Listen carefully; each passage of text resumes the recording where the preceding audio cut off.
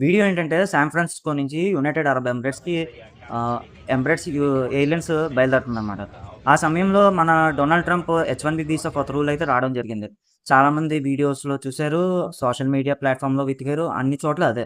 ఇక్కడ ఇష్యూ ఏం జరిగిందంటే, మన వాళ్ళు ఎవరైతే మన భారతీయులు ఉన్నారో, అమెరికాలో పనిచేస్తున్న భారతీయులు వాళ్ళు ఇండియాకి వద్దాం అని చెప్పేసి బయలుదేరుతున్నారనమాట. అదే సమయంలో ఈ న్యూస్ రావడం అయితే జరిగింది.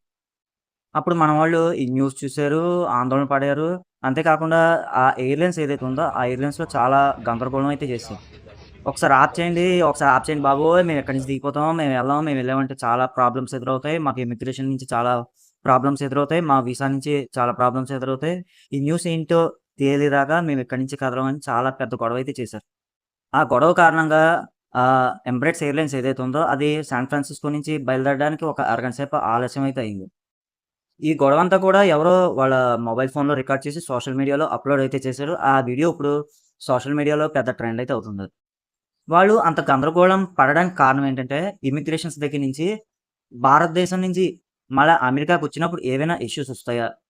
లేకపోతే వీసా పరంగా ఏవైనా సరే ప్రాబ్లమ్స్ ఎదురవుతాయనేసి భయపడడం అయితే జరిగింది. కొద్దిగా అల్లాడిపోయారు. వాళ్ళు అంత భయపడడానికి కారణం ఏంటంటే, ఎన్నో ఏళ్లుగా అమెరికాలోనే ఉంటున్నారు.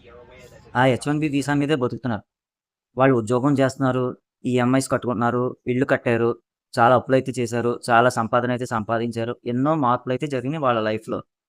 సడెన్‌గా ఆ హెచ్-1బీ వీసా మీద ఎవరైతే ఎంప్లాయ్ చేస్తున్నారో వాళ్ళ పనిచేసిన కంపెనీలని $1,00,000 కట్టమంటే ప్రాబ్లమ్ ఎదురవ్వదండి. ఆ తర్వాత ఏదైతే రూల్ తీసుకొచ్చిందో డొనాల్డ్ ట్రంప్ ప్రభుత్వం, ఆ రూల్‌లో ఒక చేంజ్ అయితే తీసుకొచ్చారు. ఏంటంటే పూర్వం నుంచి ఇప్పటి వరకు ఎవరైతే ఉంటున్నారో వాళ్ళకి ఈ రూల్ వర్తించదు. ఈ హెచ్-1బీ వీసా రూల్ వర్తించదు. $1,000,000 వర్తించదు.